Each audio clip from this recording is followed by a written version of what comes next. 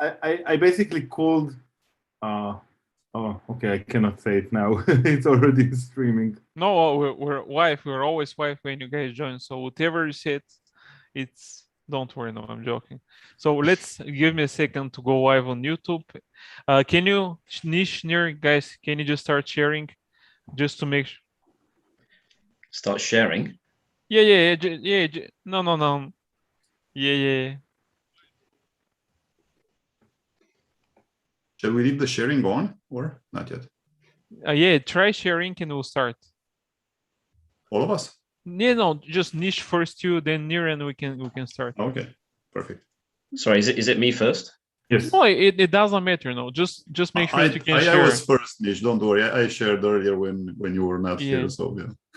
Nick, it looks like as if you're already on live. Yeah, I know. Yeah, it looks like we're live. You're live, but no, try sharing. Don't worry. All the webinars are live. Don't need to make phone and stuff. So, okay, guys. So let me share my screen and we can start.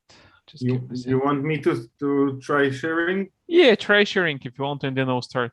No, just to make sure that you guys can share. Just a sec. Okay. Sec. It's in here now. Sec. Share screen. Hopala. Yeah, we can see now. Okay. Hey, Okay. who's that handsome guy over there? Yeah. No, it's just something I created. Like the best barbecue chef in the East. Oh, okay. Oh my god. Okay, Nir, you can stop sharing. Nir, I don't know how to stop sharing. Yeah, click on stop sharing. It's a red button on the top there. On the top. Just a sec. Let me find it. I'm so sorry. No problem. I basically don't know how to stop it. It should be a bar there from Zoom. You should have a bar. And Okay, let me find it. Zoom. No. It should be visible. Try to move your mouse on the top of the screen. Maybe it's hidden. Sorry. Sorry, you're on Mac. Okay, now I see. Yeah, I'm on Mac. So I don't know. Can you just cancel the ability to share? Yeah, let me check. Yeah, I'll do that. Yeah, sorry. Yeah, don't guys, before we start the webinar, don't use Macs. I love those only. Funny story before we start. I had a webinar with one of our advisors, and one of them got sick, and the second one's about to speak. He joined and he said, "Nick, can you hear me?" No, nobody was hearing you. The reason the MacBook was not allowing him to enable like the video and the mic, so I had to jump at the last second as a further replacement. So guys, don't spend money for Mac. So let me share. I guess I'll share it and we can start. Yep. See if you can hear me. Yeah, we can. Yeah, we can. Yeah, I can hear you fine. Guys, do you see my screen? Yes. Yep, it's visible. Okay, guys. So you just saw an anti-advertising for MacBook. Now, we can start with the real event. So why we're here? I'm Nick Penev. I'm the partnership manager with hellotax, and as I usually do twice a month, I get together with one of my best partners, and what we do, we share the challenges and the solutions for Amazon sellers in the space. So it's Q4 now, or actually we have passed the half of the Q4, but you would like to give you some tips, like 4 expert tips for the Amazon success: how to launch, how to rank, how to scale, and how to exit. The discussion will be about how to do that and have like a pleasant and profitable journey on Amazon. Today with me is Nir, the CEO with Market Wize. He is one of the best fixers in the industry, and he runs an agency with a lot of big brands. Marcel is another partner of mine. He's the CEO of intelliRANK. It's a ranking and launching agency, so he knows exactly what you guys need to do to go on the first page and obviously start making good money and revenue. And then with us, it's also Olsam, who is a very close partner to me. They're an Amazon brand acquirer, which is founded by ex-Amazon sellers. So all of them work there, so they'll give you an idea what it takes to be a successful brand, so they can buy your brand eventually one day if you decide to do that. And me, I'm running the partnership for hellotax. We cover the taxes. It's not a sexy topic, but you guys have no choice. We provide a solution to actually make it easier for you. Just to connect, we do the VAT so you can talk with my partners and handle the rest to grow your Amazon brand. Here's the short agenda. How to expand and put your VAT on autopilot in Europe, because this is what each business owner would like to do, to automate that.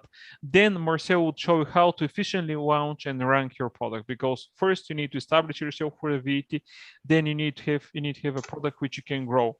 Then Nir will tell you all the tricks that he knows about how to make your brand successful and how to take it to the next level. And at the end, if you decide that you're tired of doing all this stuff and you would like to have a view like mine in the back, you can just sell your brand to Nish and Olsam, and you can just have fun for a year or two. And of course, we'll have the Q&A section at the end. So if you have any questions, type them in the chat right now. If you have to leave, don't worry.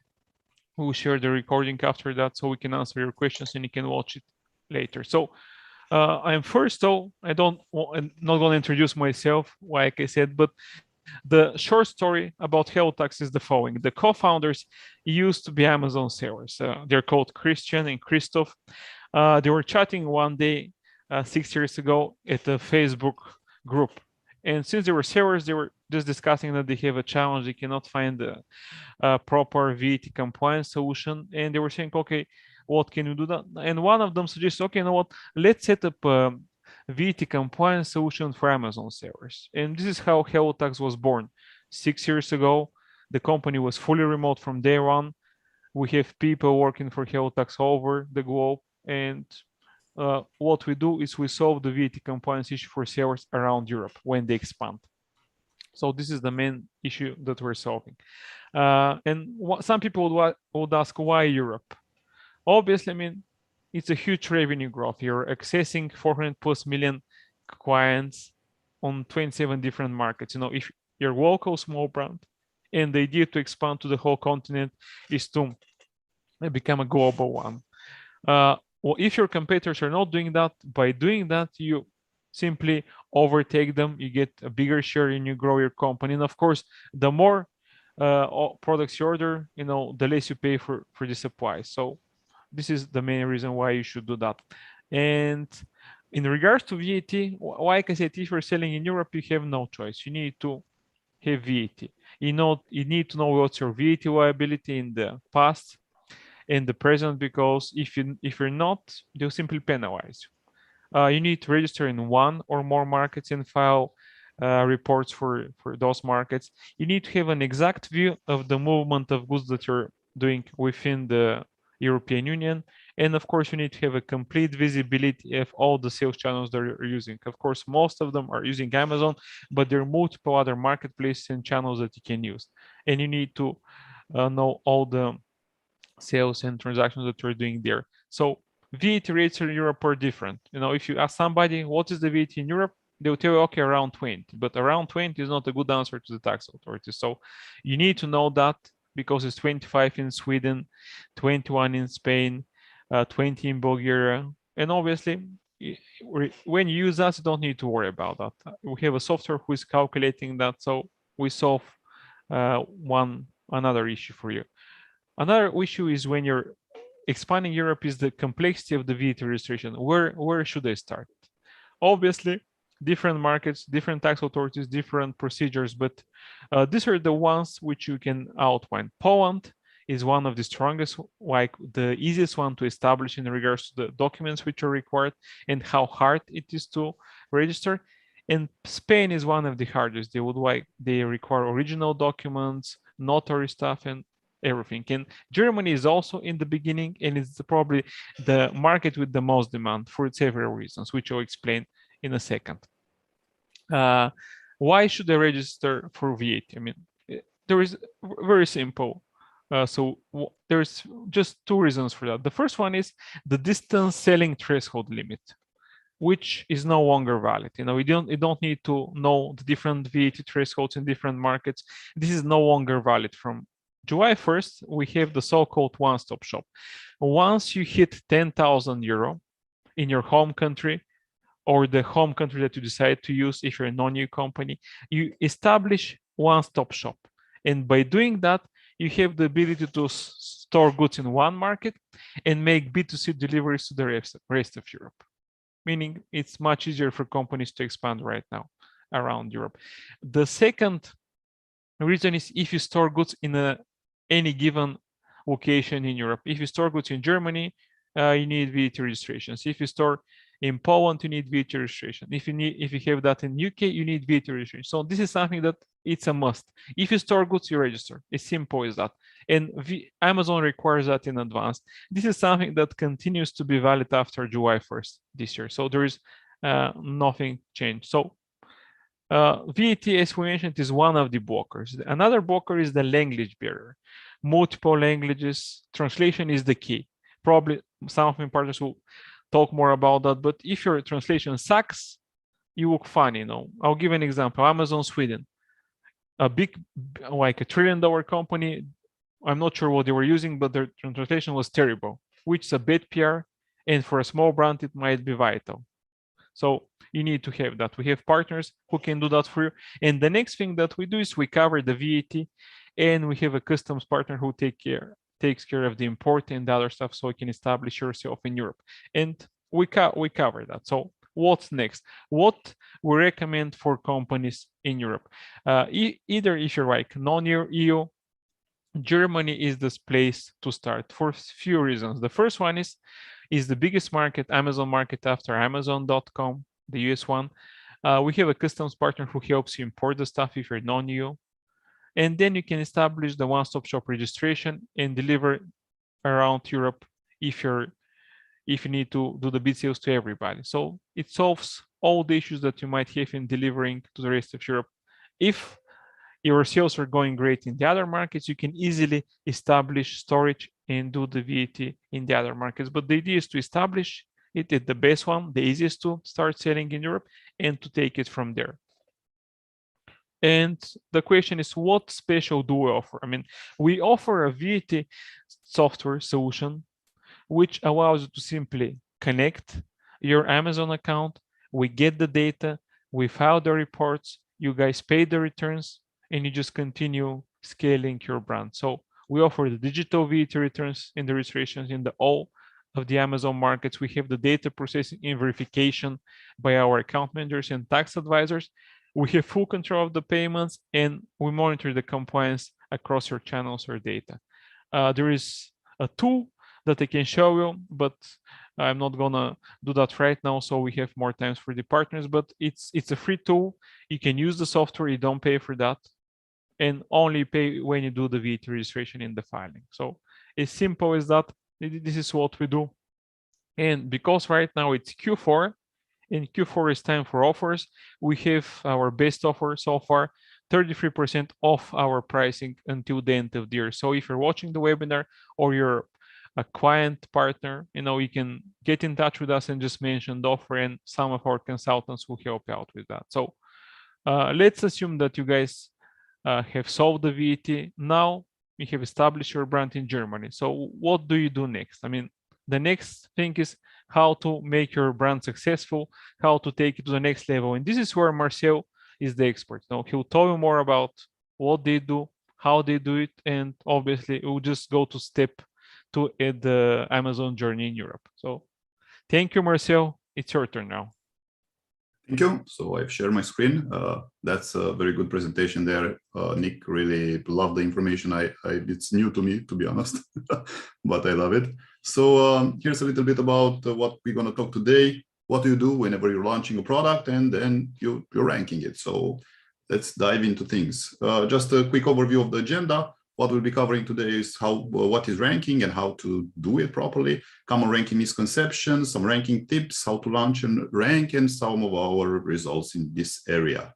Now, in terms of what ranking is, I'm sure that everyone knows that ranking is the actual position on a specific keyword that your product has. So you have two ways to be on the top position there. One is by PPC, which is a paid per click, as the name states, and the other one is organic. Now, PPC is very clear, you're paying for every click that you're getting, but in terms of the organic rank, that's something that can, you can help out, and yeah, it's based on that, and the amount of sales that you're doing on one keyword, that will influence your actual position on that specific keyword. So if you're selling on just one keyword, that keyword will get your product on a top position on page 1, maybe position 1, 2, 3, 5, doesn't matter, but that's how you actually rank.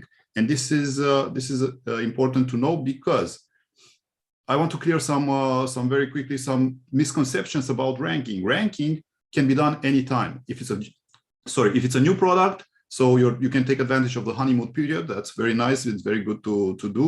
And of course, you can do it anytime throughout the product's life cycle. In terms of ranking through PPC alone, that's not the only way to rank. There are multiple ways to rank. You can, run, for example, my agency is providing a product testing campaign, which means, we're finding people for you. We're offering them with your product and refunding their purchase. So they test it and provide you with some feedback in terms of, I don't know, maybe some problems that can be found with the product or anything like that. Page 2 or 3, let's face it, nobody will purchase from page 2 or 3. Everyone purchases from the top of page 1. There are people that in some niches will go to page 2 or 3, but that's below 1%. And we always recommend our clients to find the right keywords and get organically on the top of page 1. Having only and targeting only 2, 3, let's say related keywords, that can be enough for some people. If you're, for example, practicing the 80-20 technique, like 20% of the keywords to provide you with 80% of the revenue, that's very good. But also try to boost your ranking and visibility on other keywords, because you can harvest and get more sales if that's your target in the end.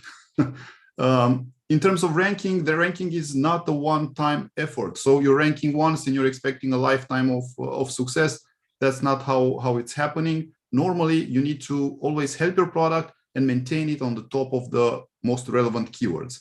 And always do research on your niche, see whatever keywords are occurring and landing, and always try to be up to date with what your niche is about. Now, moving a bit further. Once again, some ranking tips. Always know your niche. Do reverse asyn for your product. That's very important to see on what keywords you're ranked and you're indexed, and your ranking position on each of them. For that, you have tools that you can use on the market, and I'm sure you know them. One of them is Helium 10. We're using that. We're very happy with it. Always monitor your listing and overall conversion. You have that in the business reports. You can look at the unit session percentage. That means the amount of people that are landing on your listing, and how much of them are purchasing. So if you have 100 let's say people landing on your listing and you have one sale, that's a very poor unit session percentage. Normally the unit session percentage for a good product should be, let's say, at a minimum of 10%. So that's how you measure, for example, a listing, if it's good or bad. So always look at the numbers and make sure that your listing is optimized. Maybe change from time to time the photos, try to change the keywords, try to always improve and A/B test. That's the only way around Amazon. PPC is very good to do keyword discovery. So you can watch the PPC and see on what keywords you're actually selling. So if you're selling on exact keywords through PPC, this is a good candidate to rank on organically and also have your position there organically displayed. So it's more real estate for your product. You're also displayed with PPC, and organically the customer is more likely to purchase from you. And last but not least, always update the search terms and stay up to date with, like I said, the research for each. So look at this beautiful boy here. He's very happy, as you can see. Like, let's say I'd go with 99% of the products need and sometimes are hard to rank. For example, to start, let's say there's 1%, I tend to say 1% of people that are, putting their product out there on the marketplace, and they immediately start and sell out their entire inventory and don't know what hit them. And the bad part about that, even though you might think it's a good idea to sell the entire inventory, but the bad part is that you have no idea how to replicate that process. So in terms of landing a product on the Amazon marketplace, the afterwards marketing and afterwards strategy is very important, because at a certain point in time, you'll get competitors on the market, and the competitors will do what? will get some of your sales. So you need to stay up to date with whatever is happening. So from my perspective here, and this is a very good example, I'm seeing this as like, you know, I have a daughter. So whenever you teach your child how to ride a bike, that's exactly how I see things with ranking. At first, you help your product. You know, hold it a bit, try to make sure that it's steady, it's moving slowly. This is the first part when you're starting and sending in some sales, helping with maybe some product testing campaign or other way to send in sales, to make sure your product is getting the hang of the market and also stabilizing itself. Later on, also try to put some training wheels on your product. And this means that you're sending in maybe a little bit of, we call it a maintenance campaign. We're sending in a little bit of sales on the keywords that you are actually, you know, ranked high, and you're helping your product stay there. Because once you're ranking on a keyword, your product will be displayed on the top. But, and I'll get to that a bit later, if your product will not sell, guess what? You'll get down in ranking and you'll lose your position. So this is what the training wheels are, and the maintenance campaign. We're pushing a little bit of sales, and also we're getting some organic sales on the product in order to make sure that the product stays on the top position. And this is something that a few sellers are actually thinking about, because like I said earlier, ranking is not a one-time effort. You need to watch your keywords, watch your ranking position, and from time to time, maybe send in a few sales and make sure that you're boosting your product back into position. And of course, the most beautiful part is when the product is sustaining by itself. So through PPC and through organic ranking, organic sales, everything is perfect. Your product is, you know, navigating through the Amazon marketplace. It's bringing in sales, and this is like the best thing that can happen to your product. Now, what you can do now is move on to, let's say, social media. If not from the beginning, we recommend starting from day one to be on social media and have your brand known out there. To find micro-influencers, in our case, we recommend micro-influencers, brand ambassadors, people that are talking about your product and are providing you with social proof. That's a key factor on the Amazon marketplace. Now, in terms of let's say, a good ranking strategy, we start from step one, where we choose the relevant keywords. And this is like the keyword research is very important, but we'll start from the premise that you did a very good product research. You have a professional listing, and in that professional listing, you have included the best and most relevant keywords for your product. And after that, it's the time to look at the ranking campaign and see how to push your product and on what keywords to actually do the magic. So choosing the relevant keywords is step one. Now, getting the monthly searches for each of them, that's a very good technique. And of course, like I said, you have access to tools out there that can give you estimates on the number of, let's say, monthly searches for each keyword.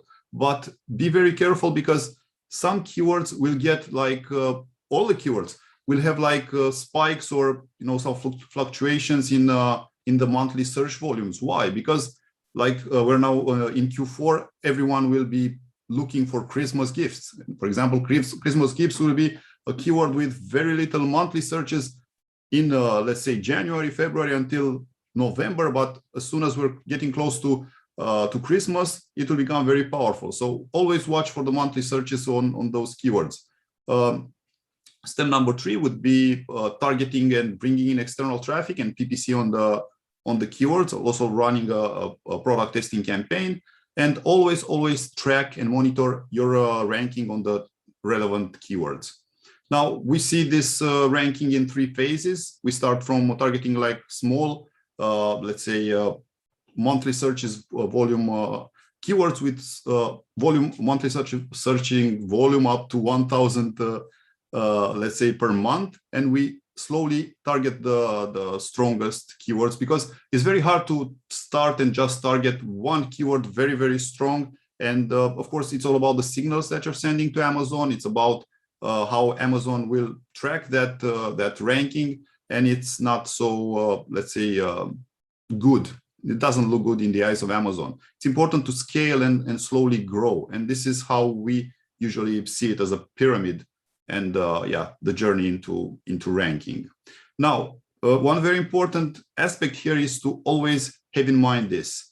On desktop, the results and on page 1 will be somewhere between 20 and 50. So you should be within the first 20, 50 results if you want to be on page 1. On mobile, on some categories are like 16, but up to 20 results are displayed for each page. So it goes without saying that most of the people are now using Amazon through mobile. And of course, you want to position yourself in ranking, let's say below 20 in terms of the ranking position. Always look at the numbers. This is an example from Helium 10. If you're looking at the keywords here and the organic rank, for example, this here ranking 56 is on page 2, so it's nowhere. The others, I don't want to talk about rank position 211. So these are fairly strong search volume keywords that are, good to target, depends on actual product, but here is a baby towel. It's very important to always watch where you are and know where you want to go. So check the position and improve the ranking on the keywords, and always try to be like below 20 would be the best. But yeah. Now, in terms of some tips, you have to dig in the niche. You also check the history and like I said, look at the history for each keyword. This is something that Helium 10 is also providing you with. And also try to understand that, some keywords are very powerful on certain periods of the time. Like, for example, some seasonal products or maybe Christmas, Halloween for those important holidays.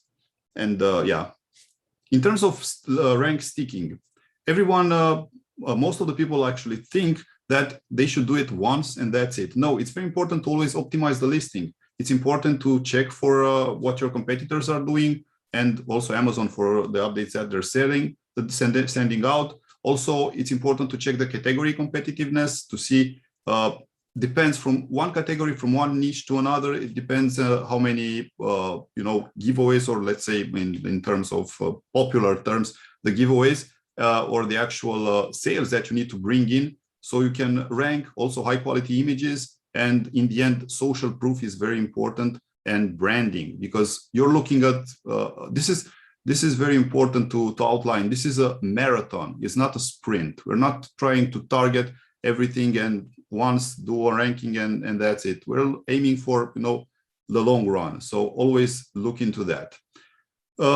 These are some examples. This is an example that we have done for one of our clients. It's from August this year. We've targeted this product into, let's say, from position 52, we've ended it to position 3. And this is what we're actually looking for whenever we're running a ranking campaign. We're trying, and we're also Amazon sellers. I'll outline this. On our brands, we're also looking to make sure that our products are staying competitive and staying on the top position, because that's where the sales are. If you're on position on second page or position below 50, then you're nowhere. Sales are most likely not to come from that keyword. It can come from others where you're maybe better ranked or through PPC, but not from here, that's for sure. So getting on the top of page 1 is a must. And of course, this can be done. We've done it numerous times. These are very strong keywords that we've targeted at a certain point in time. The ranking, as you see, is important to grow, and also it's important to be monitored. These are the most important aspects. So in terms of ranking, this is pretty much it from my side. I'll wait for the questions and we can discuss further and dive into things. Okay, thanks, Marcel. So thanks for the insight. So now you have a product, you're ranking on page 1, hopefully, but this is just part of the challenge and the story that you need to go for. So Nir is running an Amazon agency. So he'll tell you in more details how the day-to-day work is done and what you would need to look for after you start ranking on the first page, because reaching the top is sometimes easier, but staying on top, it's always harder. So Nir, tell us what you guys do and how do you manage that for your clients? Thank you, Nick. Let's see if now I can you see my screen? Yeah, we see your screen. Okay, fantastic. Just a sec. I cannot see it yet, but I will see it in a second. Sorry. So I'm not sure if you can see it because I cannot see it yet. Nick, can you see it? Can you see it? I'm so sorry. Yeah, it's visible on our side. Yeah, we can see it. Okay, so I cannot see it, so I'll do my best from my okay, now I can see it, I think. So sorry. Okay. No problem. So just few words about myself. Now I can see everything. So I'm the CEO of Market Wize. We are working. I'm doing it with my wife. It's a fantastic journey. Without being cynical, highly recommended to everybody. We are offering basically full service of medium to large size companies, and we've been doing it for the last 14 years. We are also sellers. I think same as Marcel has just said, you need to be with foot on the ground in order to understand what is needed on the Amazon platform. So this is why we are keeping our brands as well.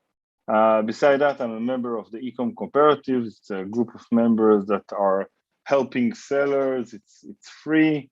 And I have my own group with some other experts, and I have my Facebook Live, but this is just enough about myself.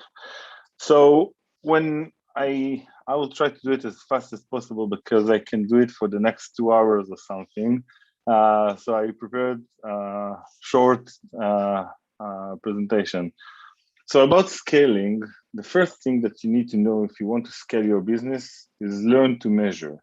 Know where you are and try to be accurate, not better than where you are and not worse than where you are.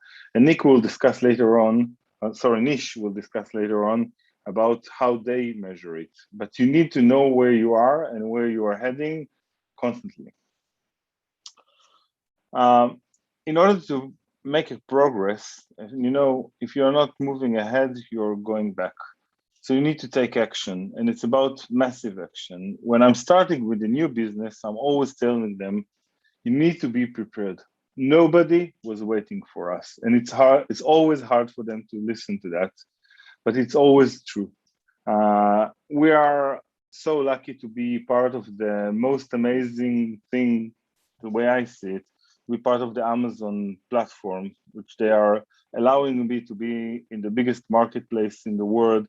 It's not a miracle, but it's something so unique that, you know, back one generation, they couldn't do that.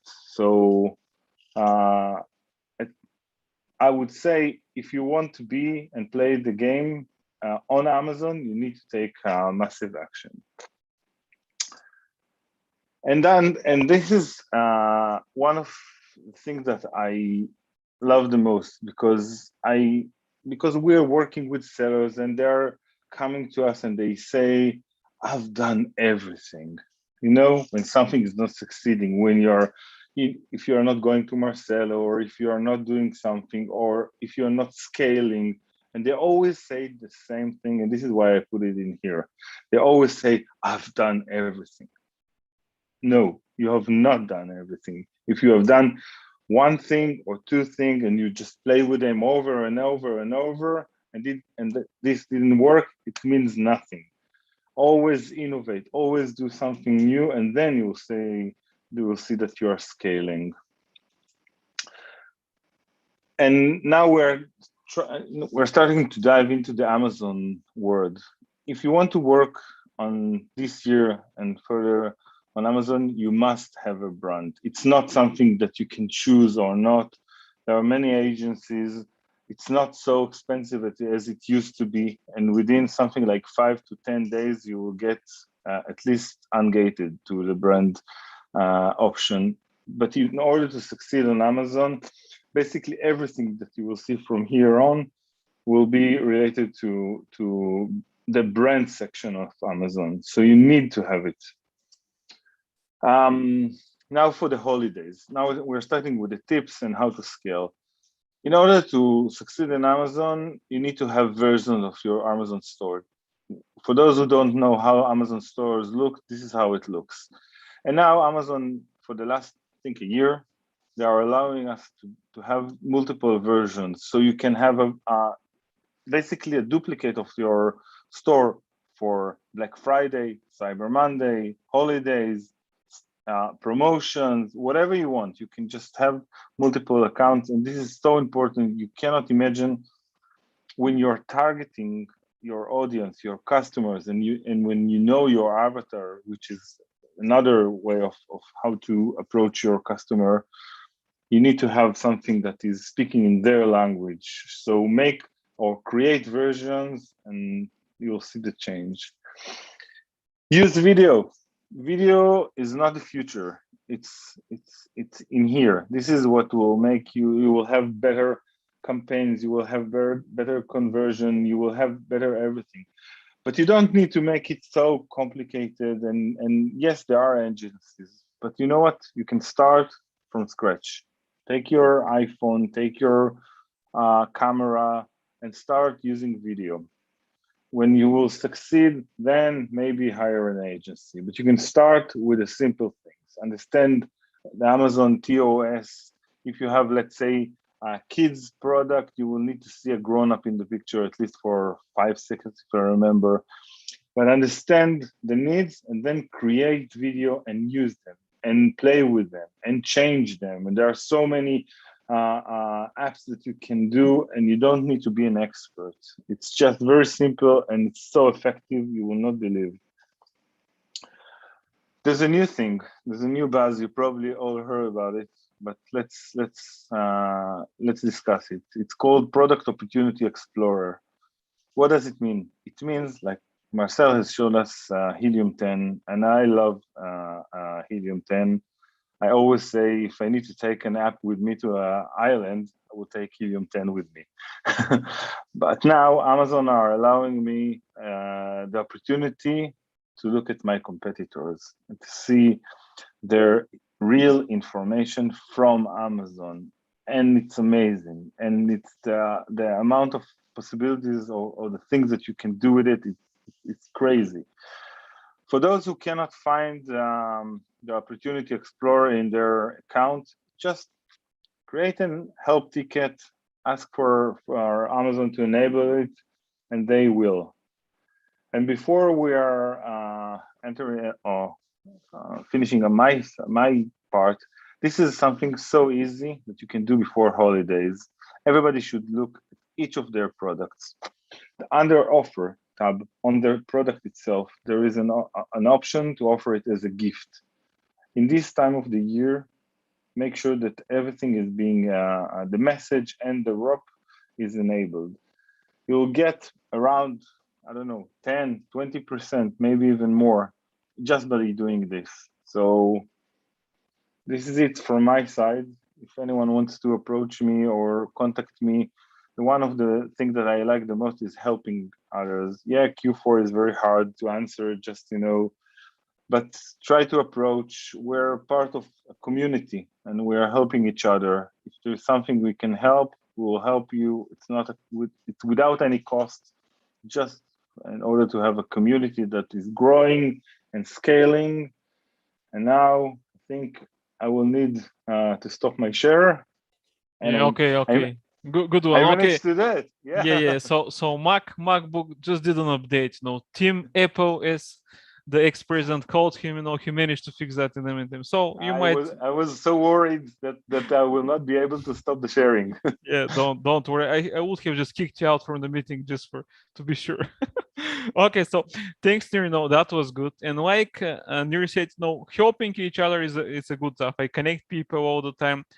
Nir is helping out, because if we don't educate and help sellers to get started, we wouldn't have a community, wouldn't have sellers, wouldn't be having this webinar today. So can you allow me one thing? I'm Sure. always saying, and I forgot to say today, don't be embarrassed to ask. I am asking almost on a daily basis people, and it's not embarrassing to ask. I don't know how to do it. Can you help me with doing that? Can you show me? We are a community. We are a fast-growing community. If I don't know something, I will just approach somebody and will ask. And I suggest that everybody else will do the same. Yeah, we have a saying for that in Bulgarian. You can go to Rome by asking questions. So obviously, nobody's charging for questions yet. So obviously, no, if we have answered the question for the VAT, for the ranking, and what you need to know about Amazon, and then of course, right now there is several aggregators buying brands. So how can you differentiate them? And here with me is one of my close partners, Nish, and he'll tell you more about what they do, why they started doing that, buying brands, what is their idea, and what would like to do with these brands in the future. So thank you for joining, Nish. Now it's your turn to tell us what to do with the bag of money. Thanks, Nick. Thanks, Marcel. Thanks, Nir. Thanks for having me, and really good presentation so far. So give me a second to share my screen. I hope this works. Can you see this? Cool. So as Nick mentioned, my name is Nish. I work at a company called Olsam. So we buy e-commerce businesses with a specific focus on Amazon FBA businesses. And at Olsam, I head up the business development and marketing sides. A little bit quick background on myself. Before Olsam, I worked at Amazon in the UK, and I had a variety of roles across Amazon Marketplace, across the FBA programs and seller fulfilled prime programs. Key things I did, so I was part of the team that launched Seller Fulfilled Prime in the UK in 2017. And then I worked across FBA as a program manager in 2020. And I was part of the team that rolled out the restock limits across EU, which everyone knows and loves. So that's a little bit of background into what I did before. But yeah, so as Nick mentioned, I'm going to go through the exit stage of your business after you've launched, ranked, and scaled. So we've got a few slides to go through. I'm just going to go through four key different things. So the first is I want to go through why you would want to exit your business. The second thing is I want to tell you a bit about Olsam, what the process looks like if you were to sell your business to us, introduce you to a few members of the team. Third, I want to take you through what the process looks like. We have a 6-stage process that lasts usually around 6 weeks. And then finally, I'll take you through a case study of a business that we've acquired before, and then what we've done with it. So let's get started with first, why would you want to exit? So from all the conversations that I've had with sellers, and I've had hundreds of conversations with sellers, both at Olsam and from working at Amazon, there are 6 key reasons. Most sellers, and if you don't sell on Amazon already, you might not know this, but everyone who sells on Amazon will know this. Most Amazon sellers, especially FBA sellers, they're small groups of people, solopreneurs, 2, 3, 4, up to 10. There are some larger businesses that have more than that, but most are very, very small businesses. And so that leads to a few ceilings to scaling that business. So the first key thing is cash flow constraints.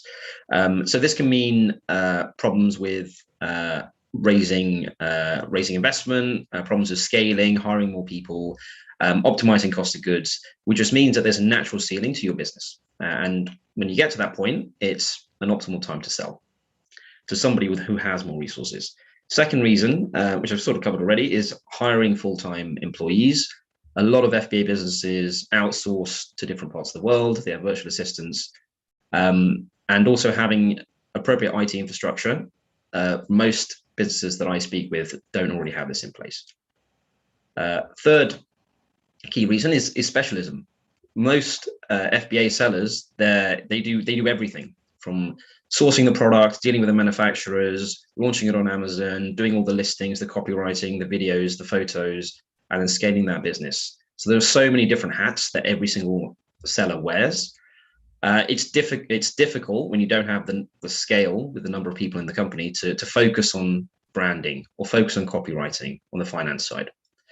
The fourth thing is, from a personal point of view, people will have the majority of their personal wealth just in their Amazon FBA business, and it's good to diversify out of that.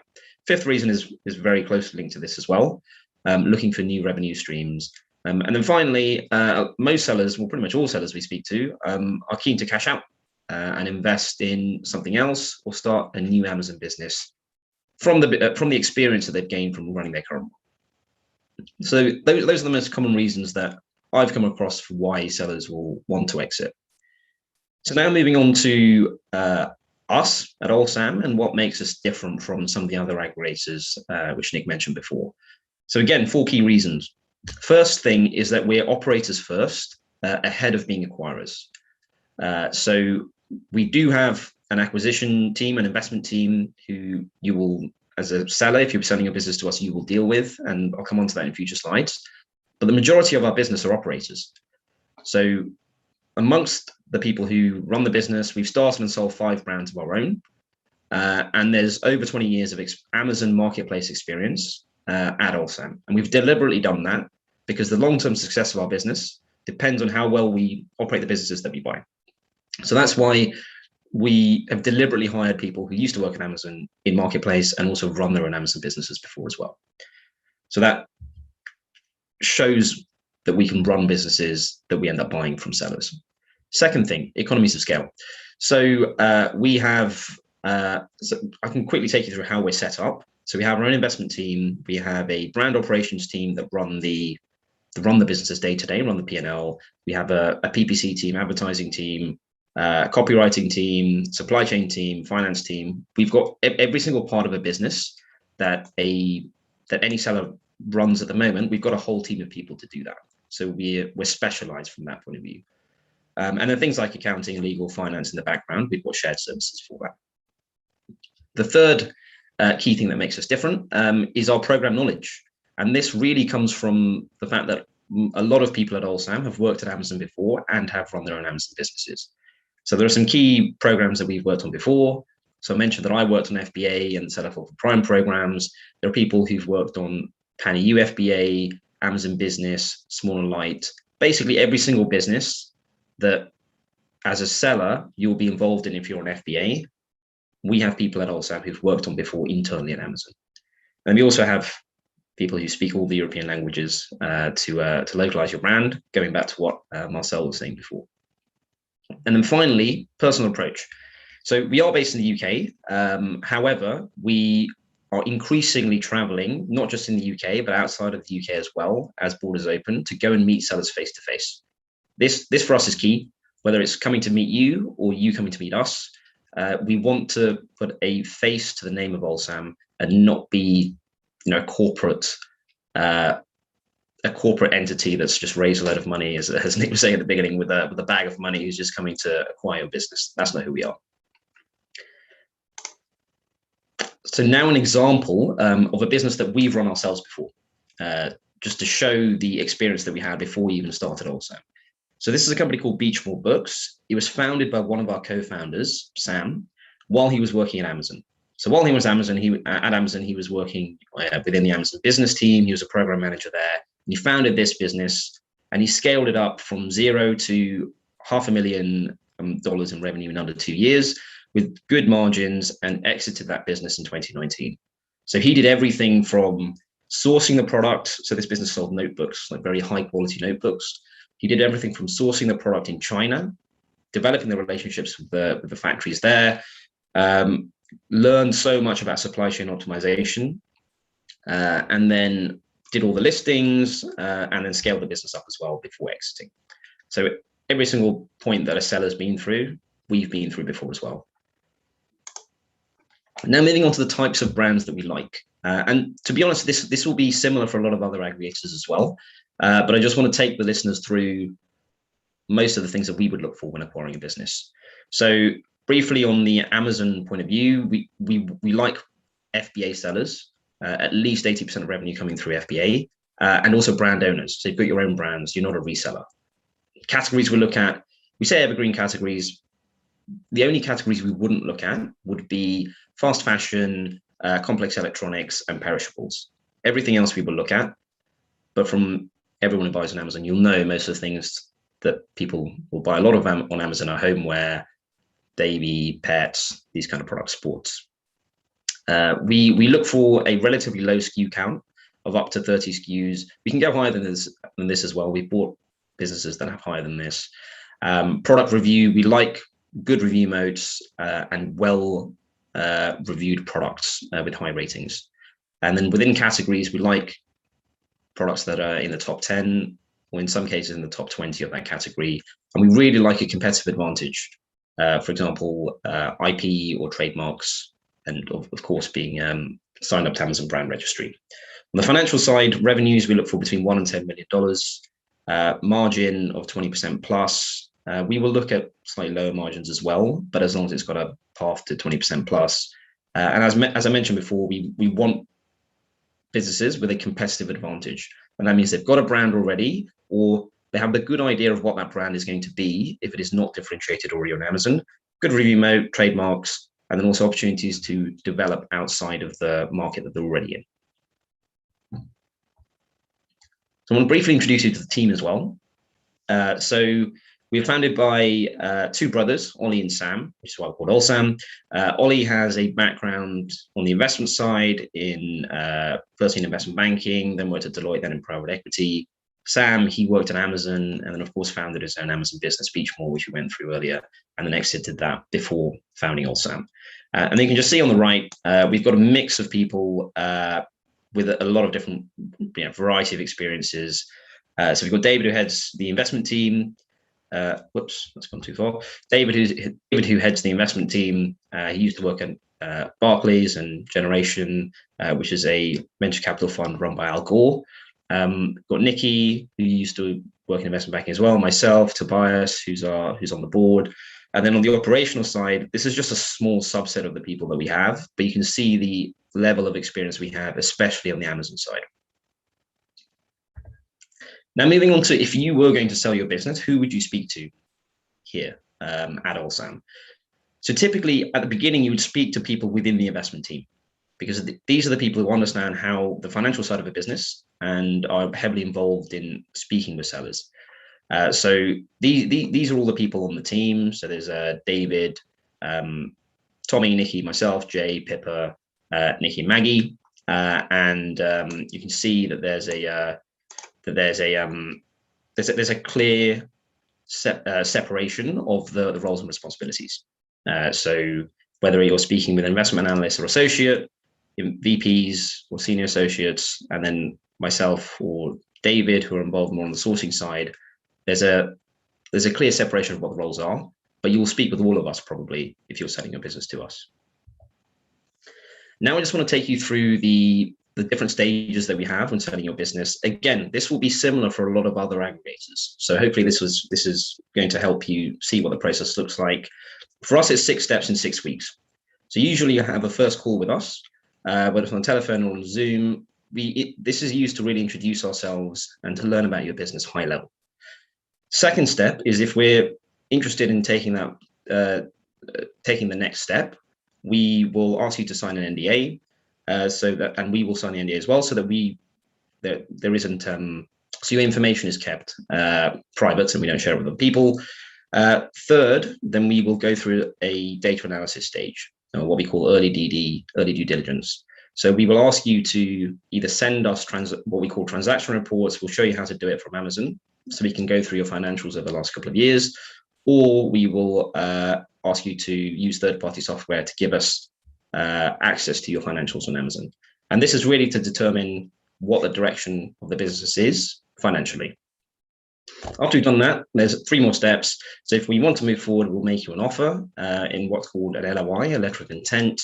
In that LOI, there will be the indicative offer that we would like to give you, the price, the terms, timeline, and things like this. But this is subject to then further due diligence, and that comes in step 5, where we go in exclusivity.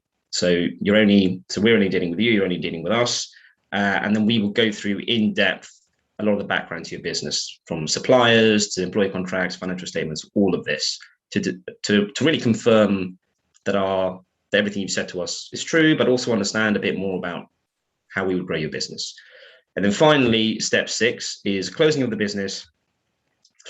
sale, where we will share purchase agreements with you. You will sign those, we'll sign those, and then we'll wire over the cash to you.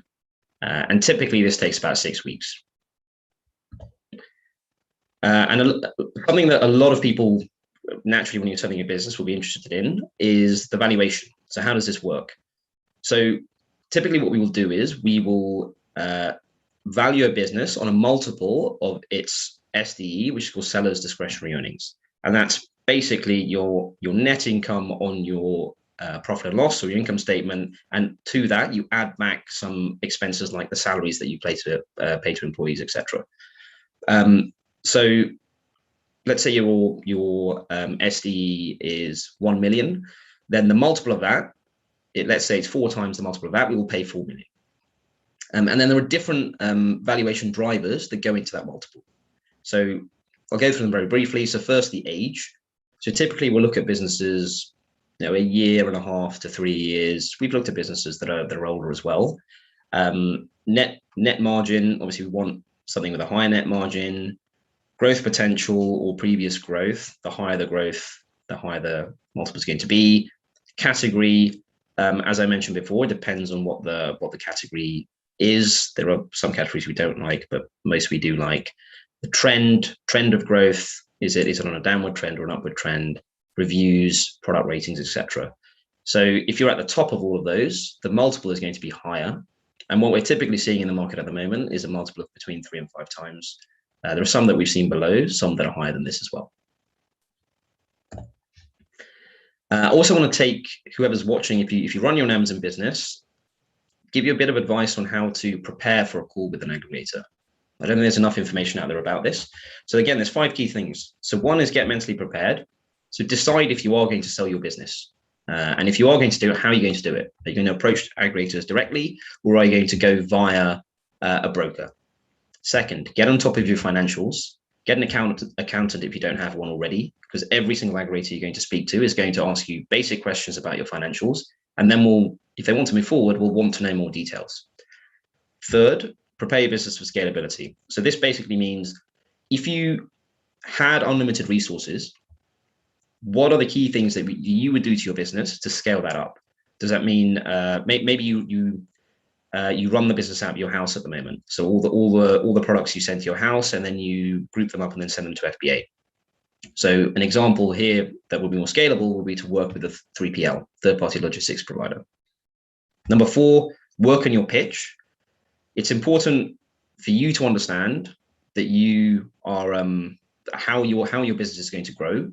Because if you don't tell us, then we'll need to work it out. So if you have a good idea of how you're going to grow your business, what your valuation expectations are, how quickly you want to sell, all of these key things, make sure you say that in your first conversation. And then finally, prepare your questions.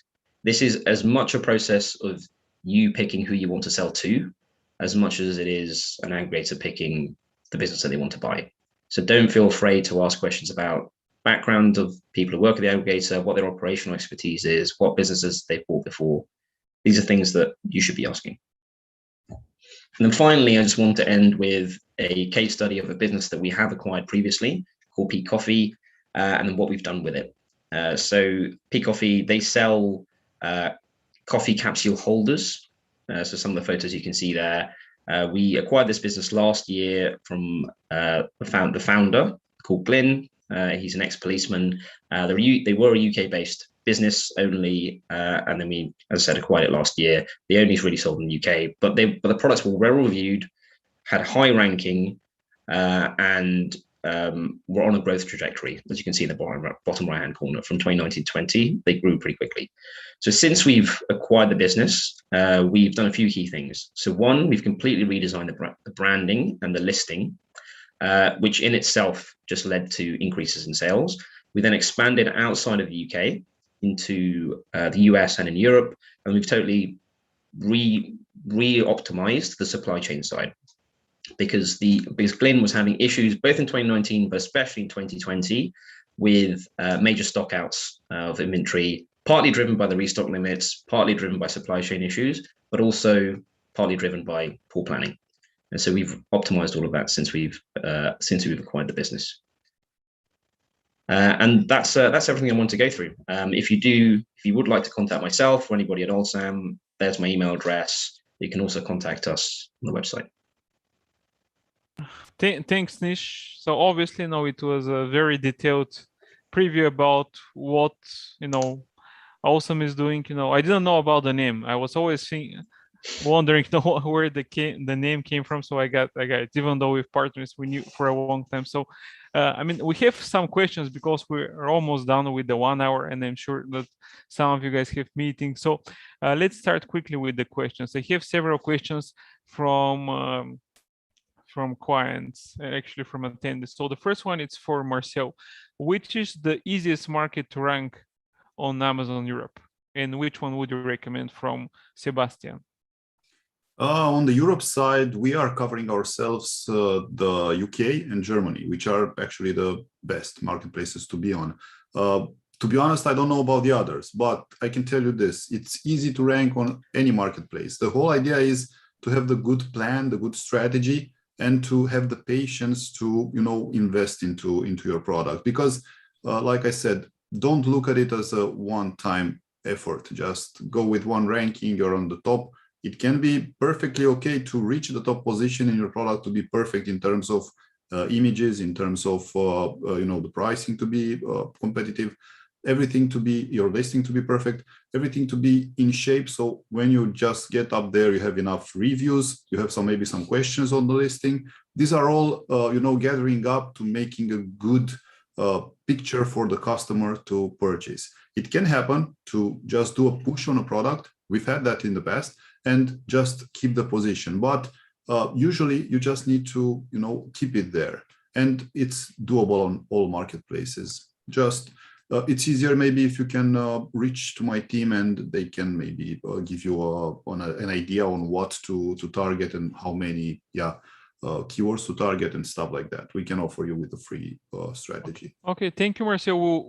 I'll share the recording after the event. So with the emails for Nir, Nish, and Marcel, and me at hellotax. So you'll be able to get in touch with everybody. We have some offers for you guys, so check them out. Get in touch. Nobody's charging for questions, so you can ask as many as you want. So another question for you, Marcel from Usman. What if Amazon ban your ID after reaching a rank? I think that's for you. That never happened. Never happened. Never happened. Ban your ID? You mean your seller account or your ASIN or whatever? That never happened. Well, it never happened to us from this point of view. I'm talking because the idea is to be smart about it. Some people just do things, let's say, without having a plan. And in Amazon's eyes, it's very, very important to know. Let me put it the other way around. Never try to urgent things.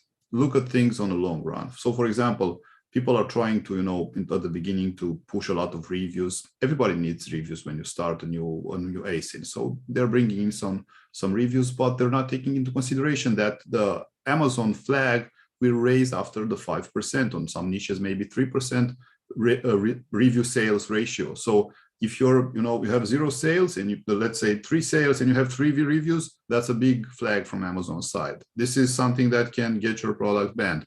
Also, if you're sending in a lot of, let's say, bad traffic to your product, let's say you can do a lot of things in a bad way to get your SINs or your products or your accounts closed. So be very careful and try to get professional help with this. And to us, it never happened, and hopefully never will. Oh, okay. Another one, which is actually from another attendee. The question, Nick, I think. Nick, can I interrupt? Yeah, sure. I'm dealing with appeals, so just one quick thing to say about it. And I've never dealt with anything related to Marcel. I'm being totally honest.